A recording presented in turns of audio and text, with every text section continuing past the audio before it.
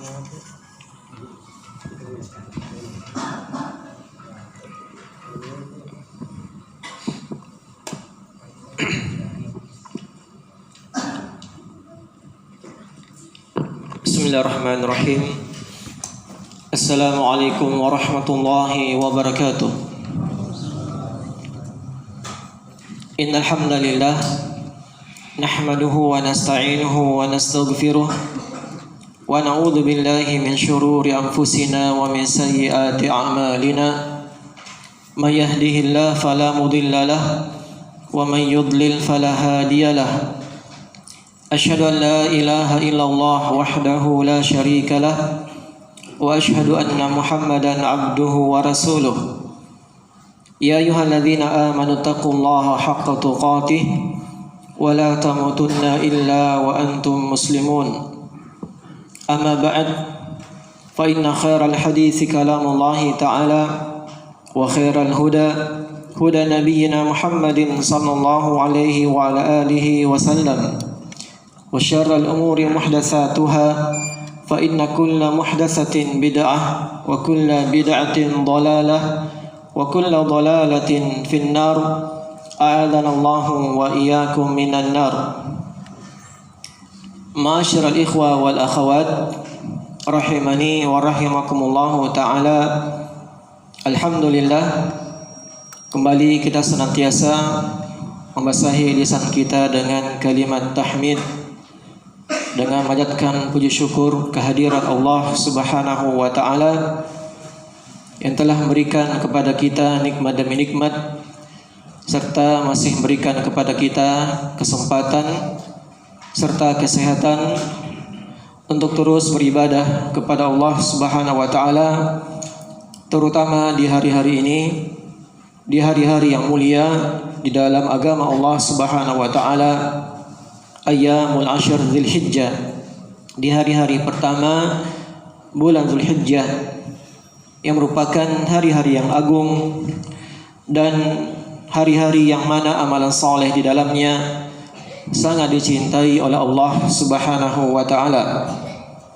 Maka semata kita panjatkan tahmid, pujian kepada Allah Subhanahu wa taala, dan ini bahagian dari yang disunnahkan untuk kita perbanyak di hari-hari 10 pertama Dzulhijjah dengan memperbanyak takbir, tahmid dan tahlil.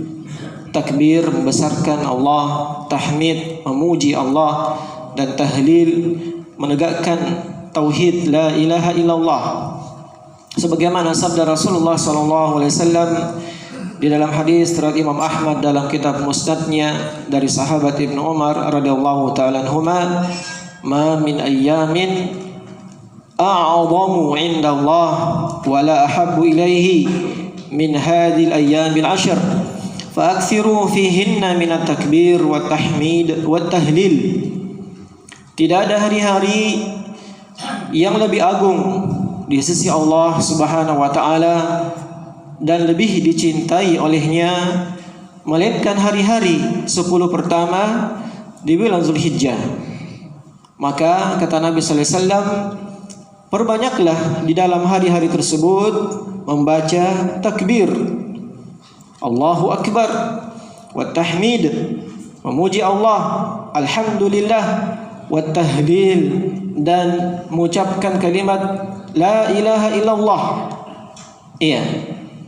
Dan ini hendaknya kita perbanyak di lisan-lisan kita.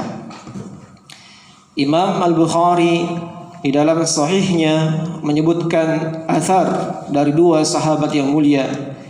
Kata beliau, kana Ibnu Umar radhiyallahu taala anhuma wa Abu Hurairah radhiyallahu taala anhu yakhrujani ila suqi fi ayyamil ashr fayukabbirun nasu bitakbirihima. Adalah Ibnu Umar dan Abu Hurairah radhiyallahu taala anhuma, beliau di hari-hari 10 pertama bulan Dzulhijjah mereka berdua sengaja keluar menuju pasar. Bukan maksud untuk berdagang, jual beli, tapi mereka berdua ke pasar yukabbirani. Keduanya bertakbir, mengingatkan manusia akan hari-hari yang agung di 10 pertama Zulhijjah untuk bertakbir, membesarkan Allah. Maka yukabbirun nas, maka manusia pun ikut bertakbir bitakbirihima, dengan takbir kedua sahabat yang mulia tadi. Ini amalan salaf yang menunjukkan akan pengagungan ulama salaf, para sahabat, akan hari-hari yang mulia di 10 pertama bulan Dzulhijjah. Maka kita memperbanyak Allahu Akbar, Allahu Akbar, la ilaha illallah, wallahu akbar, Allahu Akbar walillahil hamd.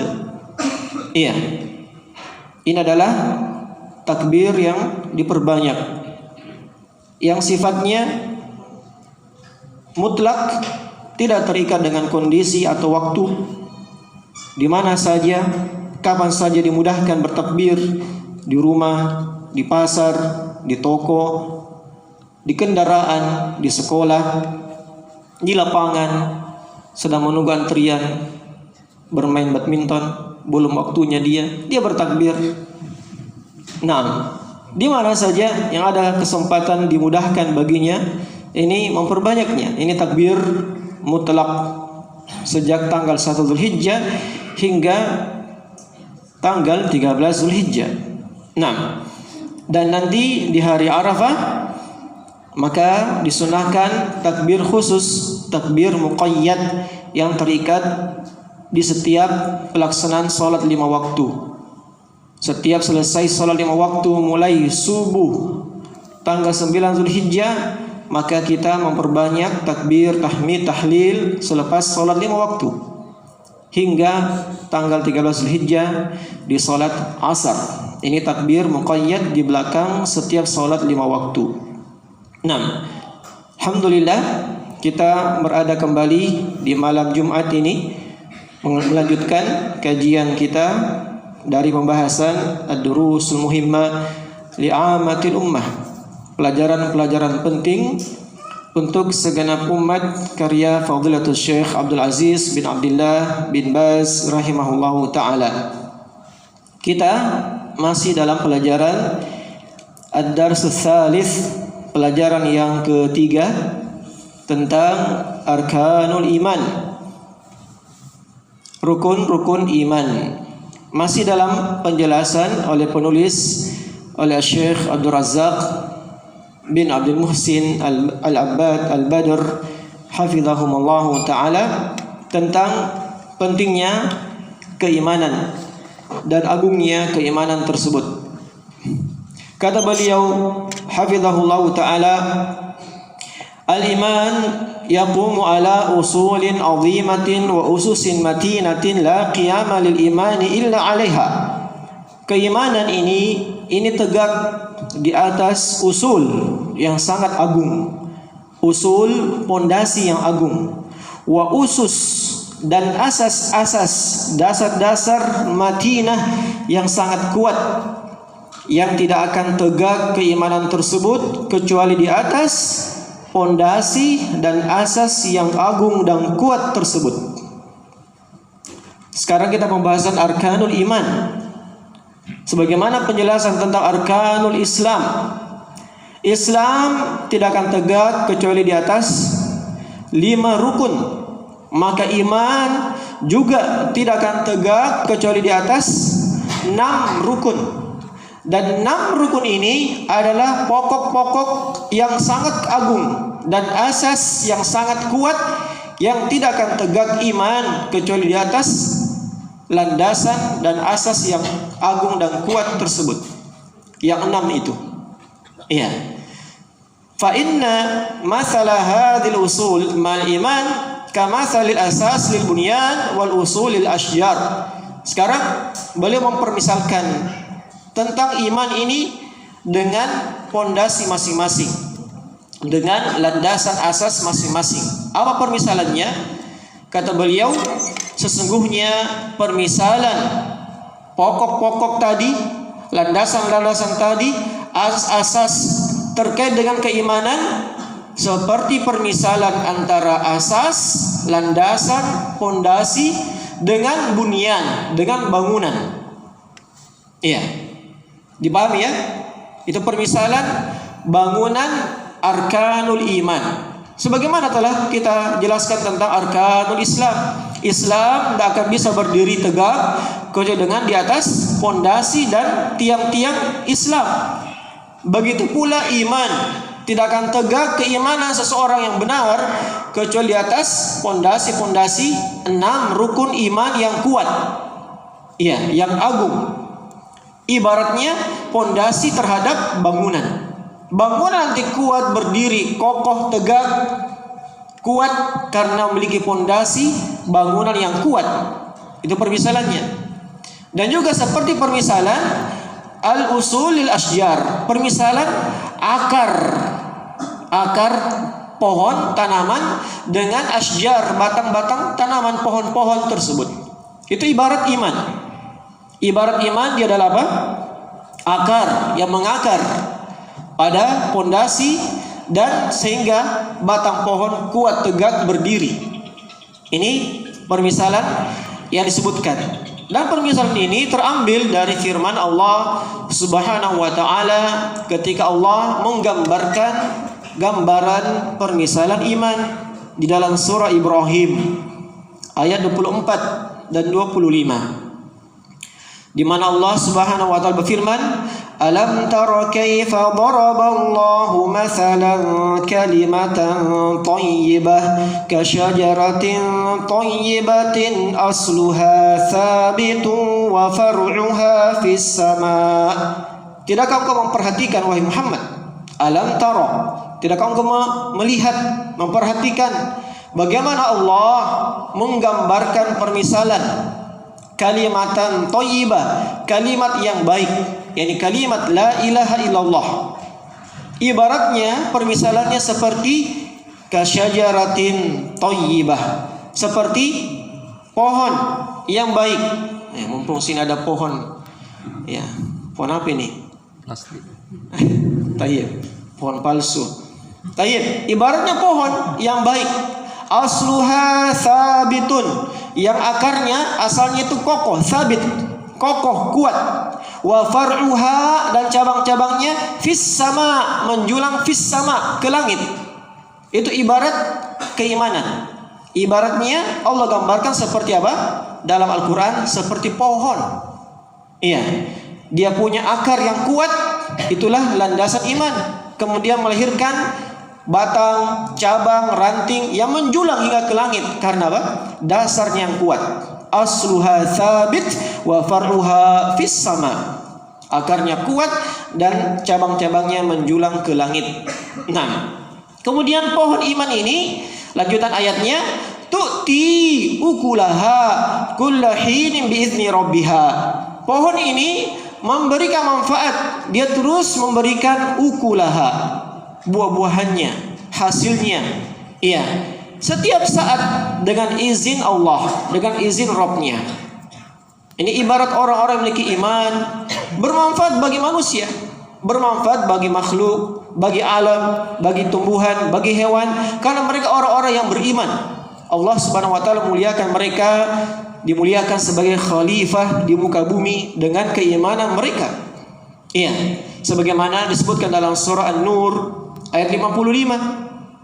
Wa'adallahu alladhina amanu minkum wa 'amilus shalihat la yastakhlifannahum fil ardi kama istakhlafanna alladhina min qablihim wa la yumakkinanna lahum dinahum alladhi irtada lahum wa la yubaddilannahum min ba'di khawfihim amna ya'budunani la yushrikuna bi syai'a. Allah memberikan janji kepada orang-orang yang beriman. Dengan keimanannya Allah memberikan janji kepada orang beriman di antara kalian dan orang yang beramal saleh, mereka akan memberikan, Allah berikan kepada mereka khalifah, kekuasaan di muka bumi. Kama stakhlafal ladzina min qablihim, sebagaimana Allah telah memberikan kekuasaan khalifah kepada orang-orang sebelum mereka. Ini karena apa? Keimanan mereka memberikan manfaat bagi manusia. Iya. Kemudian kata Syekh selanjutnya, Maka ini adalah permisalan yang Allah Subhanahu wa taala gambarkan kepada hamba-hambanya untuk mengajak mereka memperhatikan, bertafakkur tentang perkara keimanan tersebut dalam penjelasan akan makna keagungan pokok dari keimanan dan dengan apa dia tegak, serta cabang-cabang keimanan tersebut akan menjulang dengan landasan pokok yang kuat. Iya, dan juga apa akan didapatkan dari hasil buah manfaat dirasakan oleh manusia, oleh makhluk, bahkan oleh alam semesta, dari faidah-faidah yang didapatkan oleh orang-orang yang beriman di dunia mereka dan juga di akhirat mereka. Nah, ini dari faidah permisalan keimanan tersebut. Kemudian demikianlah al-iman la yaqumu illa ala usulihi wa arkanihi wa da'aimihi. Demikianlah keimanan yang tidak akan tegak kecuali harus di atas usulnya, di atas pondasinya, landasannya, wa arkanihi, di atas rukun-rukunnya, wa da'aimihi, dan tiang-tiangnya. Wa idza kanat asy-syajarah, apabila pohon ini ibaratnya pohon, quti'a asluha, dipotong pondasinya, akarnya, landasannya dipotong, apa yang terjadi dengan pohon? Matat, akan mati. Fakadzalikal iman, demikian pula iman, idza udima asluhu intafa, apabila landasan iman, asasnya, dasarnya tidak ada, maka ini tiang iman, rukun iman akan menjadi apa? Menjadi roboh, hancur, karena tidak ada asasnya, landasannya. Iya. Lam yuntafa bi'amalin wala qurbah, sehingga iman tersebut karena tidak ada landasannya tidak akan bermanfaat sedikit pun suatu amalan yang ditegakkan, dan bentuk qurbah, pendekatan qurbah yang dilakukan untuk mendekatkan diri kepada Allah tidak memberikan manfaat ketika iman tidak memiliki dasar yang kuat. Ini pentingnya iman.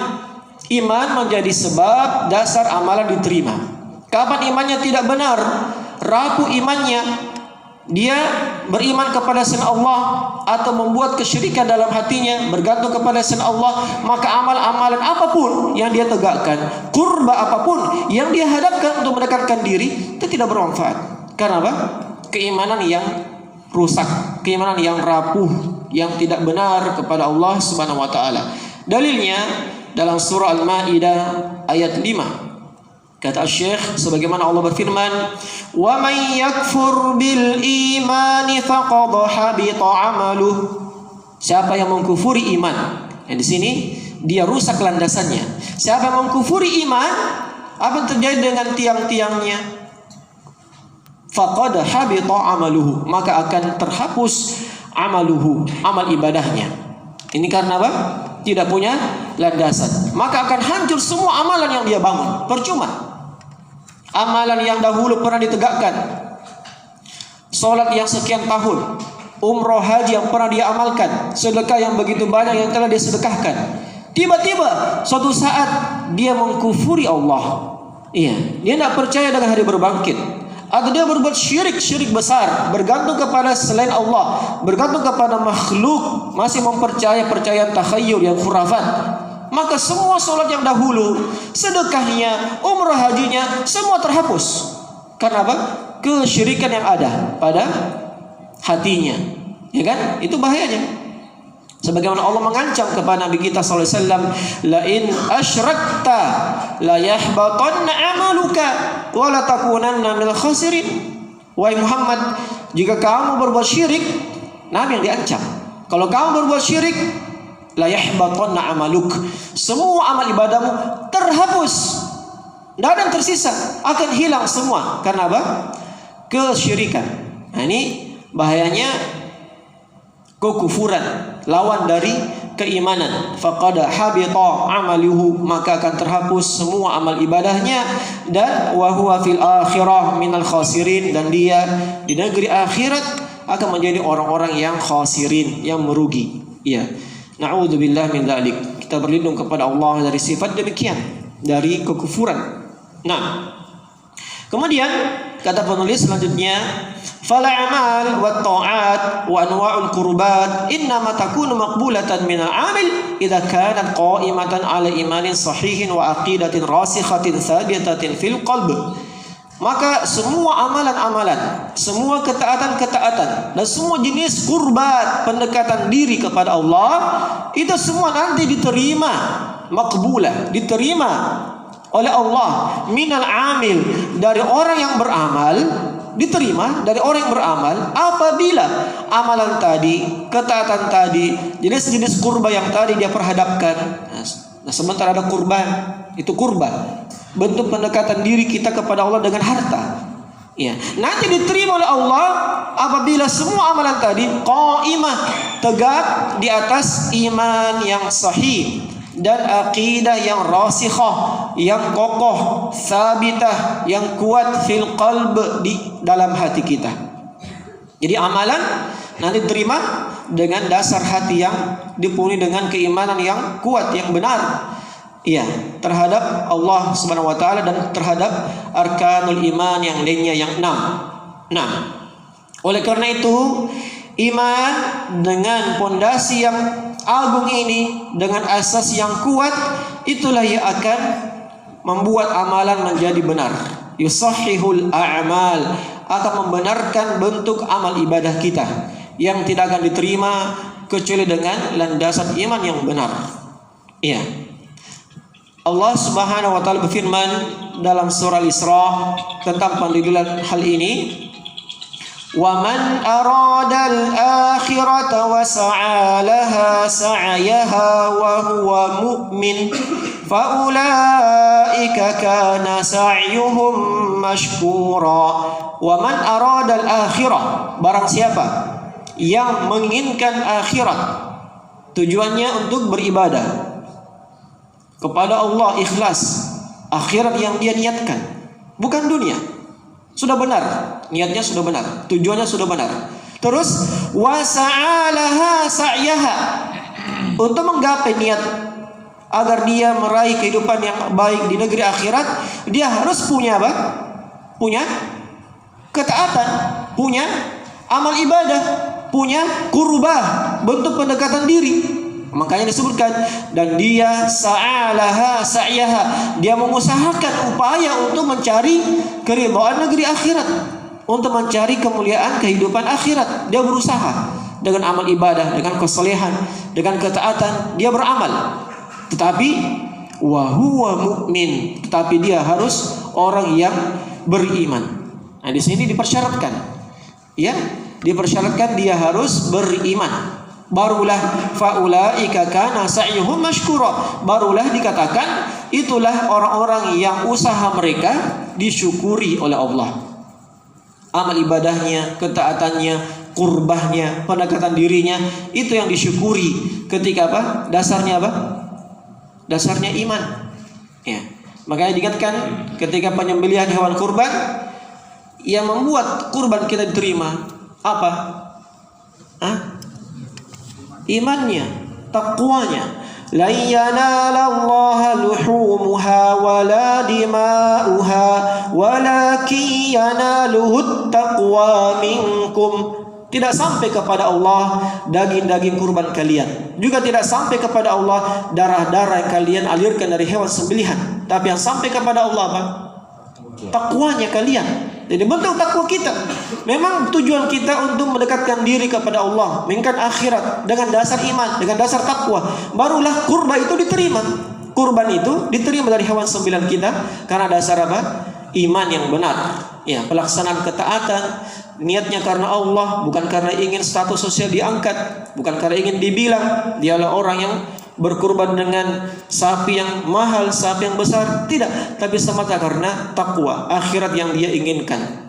Nah, wa kama qala jalla wa ala, dan juga sebagaimana firman Allah Subhanahu wa taala dalam surah An-Nahl ayat 97. Ini juga masih menjelaskan tentang pentingnya iman sebagai landasan terhadap amal soleh. Allah berfirman, "Man amila salihan min dzakarin aw untha." Lanjutannya, wa huwa mu'min. Lihat, lagi-lagi wa huwa mu'min.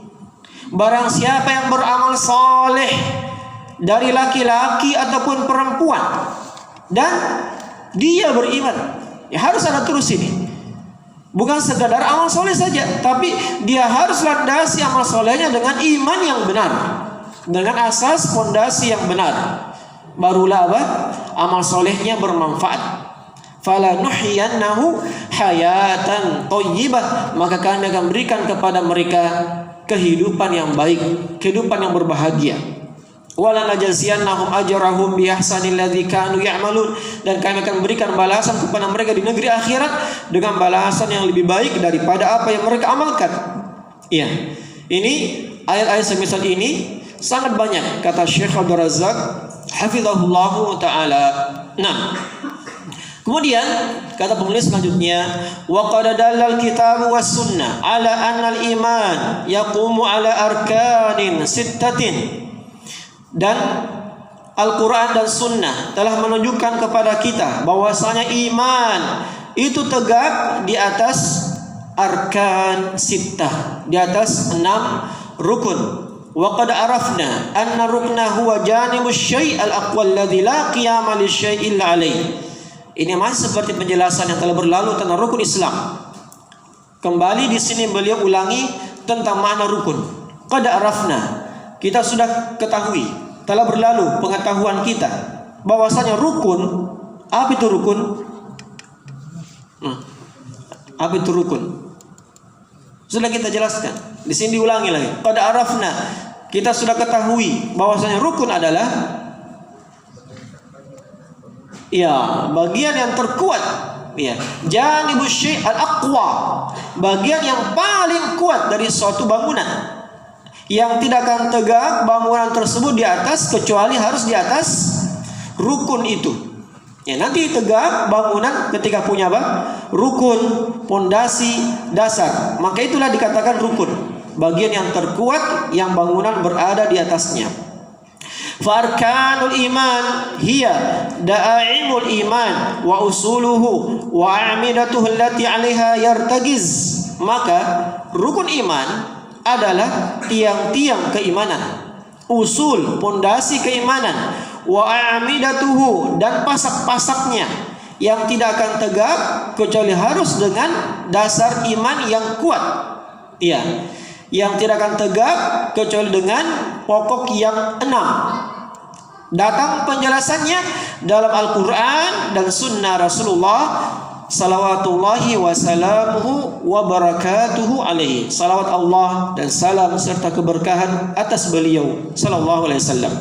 Yaitu apa? Rukun iman yang 6. Wahiyal imanu billahi wa malaikatihi wa kutubihi wa rusuli wal yaumil akhir wal imanu bil qadari khairihi wa syarrihi. Ya, sudah dipahami rukun iman yang 6. Telah kita hafalkan iman kepada Allah, para malaikatnya, kitab-kitabnya, para rasulnya, hari akhirat, dan iman kepada takdir yang baik dan yang buruk. Nah, perhatikan pokok yang 6 ini. Ittafaqal anbiya kulluhum. Semua para nabi sepakat di atas 6 pokok ini. Semua para nabi sepakat di atas iman yang dibangun di atas 6 rukun. Min awwalihim ila akhirihim, dari nabi yang pertama hingga nabi yang terakhir. Ala da'wati ilaiha, semua di atas seruan dakwah menyuruh kepada rukun iman, kepada Allah, kepada malaikat, kepada kitab-kitab, kepada rasulnya, kepada hari akhirat, kepada takdir yang baik dan buruk. Semua mengajak ke arah sana. Bahkan inna da'watal anbiya tartakizu ala hadil usul wa taqumu 'alaiha.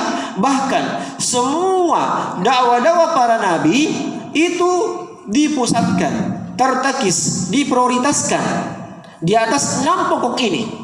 Tegak di atas 6 perkara ini. Tentang keimanan kepada Allah, malaikat, kitab-kitab, rasulnya, hari akhirat, dan takdir yang baik dan buruk. Semua dakwah para nabi di atas perkara itu. Wa qad qala nabiyuna sallallahu alaihi wasallam, sebagaimana sabda Rasulullah sallallahu alaihi wasallam dalam hadis Bukhari Muslim dari sahabat Abu Hurairah, al-anbiya'u ikhwatun li'allat ummahatuhum syatta wa dinuhum wahid. Kata Nabi sallallahu alaihi wasallam, hadis Bukhari Muslim. Semua para nabi ikhwatun, mereka bersaudara, li'allat, karena keimanan mereka. Ummahatuhum syatta. Ummahat, apa itu ummahat? Ummahat. Hah? Ibu-ibu. Jamak dari ummu. Ibu-ibu mereka, ibu-ibu para nabi dan para rasul, syatta, berbeda-beda. Tetapi dinuhum wahid, tapi agama mereka, keyakinan mereka satu. Semua nabi, semua yang mereka ajarkan, semua yang mereka dakwakan menyuruh kepada keimanan kepada Allah, para malaikat, kitabnya, rasulnya, hari akhirat. Itu semua seruan nabi, sama. Agama mereka wahid. Maksudnya kata Syekh Abdul Razak hafizahullah, aqidatuhum wahidah, akidah mereka wahidah, satu. Usul mereka wahidah, pondasi mereka juga satu, sama. Nah, walihada yaqulu ulama, oleh karena itu berkata para ulama, inna umural i'tiqad wa usulat diyanah laysat mimma yadkhuluhun nasakh. Sesungguhnya perkara-perkara i'tiqad, keyakinan, dan pokok-pokok agama para nabi dan para rasul itu tidak pernah terhapus, tidak pernah dimasuki oleh nasakh. Nasakh itu terhapuskan, tidak pernah hilang, tidak pernah diganti, tidak pernah berubah. Akidah para nabi tetap sama, mulai dari Nabi Nuh, rasul pertama Nabi Nuh, dan Nabi Adam, nabi yang pertama, rasul pertama Nabi Nuh, hingga Rasul kita terakhir Muhammad SAW, semuanya sama, tidak pernah berubah, tidak pernah ternasakh. Iya. La fi syariatin nabi wahid wala baina nabi wa akhar. Tidak pernah ada perubahan syariat pada akidah, keyakinan, keimanan dari seorang nabi, tidak pula antara nabi yang satu dengan nabi yang lainnya. Tidak pernah berubah pada masalah apa? Pada masalah keimanan, akidah tidak pernah berubah. Wa innaman nasakh, yang ada perubahan hanyalah pada bentuk syariat-syariatnya dan hukum-hukum praktek ibadahnya. Itu yang ada berbeda.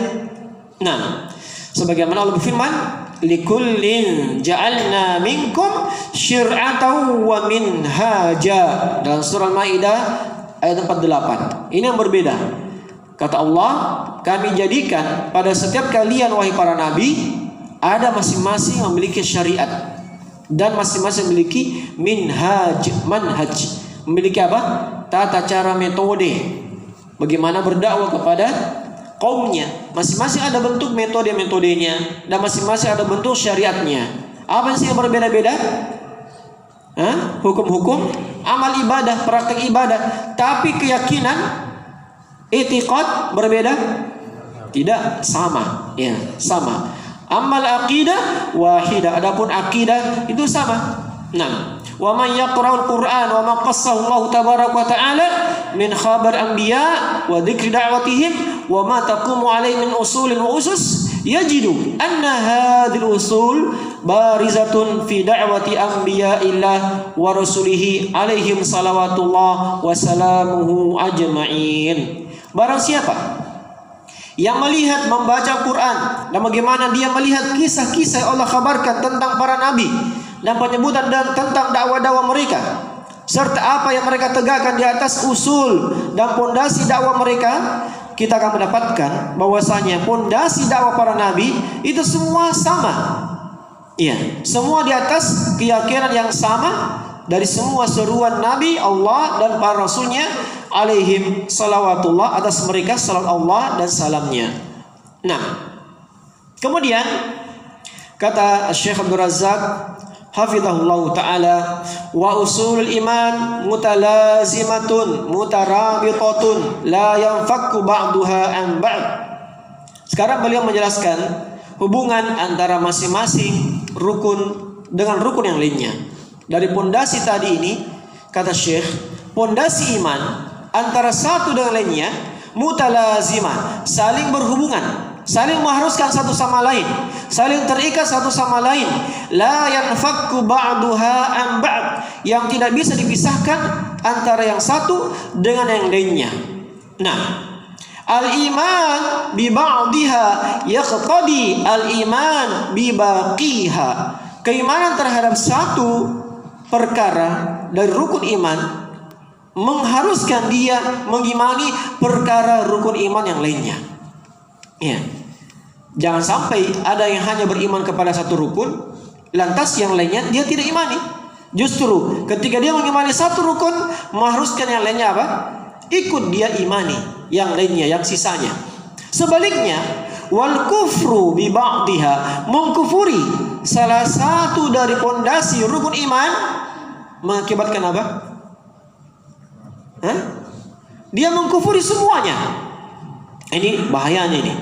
Bahayanya kekufuran terhadap salah satu dari pondasi iman, dari rukun iman, dia kufuri salah satunya, itu sama saja mengkufuri 6 rukun seluruhnya.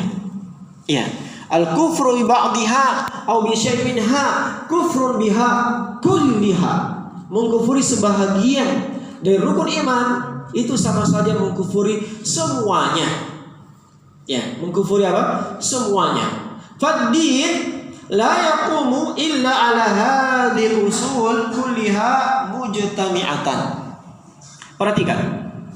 Agama tidak akan tegak kecuali atas usul-usul yang 6 ini, semuanya mujtami'atan, harus berkumpul bersama, tidak bisa dipisahkan.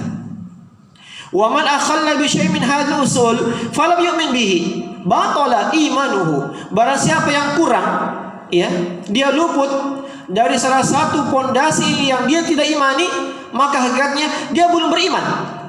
Dia belum beriman. Dan batala imanuhu, batil keimanannya. Akibat apa? Mengkufuri salah satunya. Iya. Kalau begitu, ketika batil keimanannya, bagaimana dengan amal ibadahnya? Habita amaluhu, kata Syekh. Dan terhapus amal ibadahnya. Ini bahayanya ini. Ya. Jadi rukun iman ini tidak bisa salah satunya dikufuri, harus semua diimani.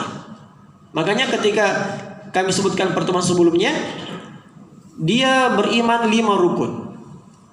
Begitu di pembahasan takdir, dia tidak beriman bahwasanya semua ini telah Allah takdirkan. Semua yang telah terjadi sebelumnya dan akan terjadi, yang lalu maupun yang akan datang, dia tidak percaya itu telah ditakdirkan. Maka yang terjadi apa? Semua terhapus. Rukun iman yang 5 tidak ada gunanya, karena dia mengkufuri satu rukun. Masalah apa? Takdir. Masalah takdir. Makanya diulang oleh Nabi SAW ketika ditanya oleh malaikat Jibril, antumina billahi wa malaikatihi wa kutubihi wa rasulihi wal yaumil akhir. Diulang oleh Nabi, wa tu'minu bil qadari khairi wa syarrihi, dan juga kamu beriman terhadap takdir yang baik dan yang buruknya. Semua harus diimani, tidak boleh ada yang dikufuri salah satunya. Nah, tayyib.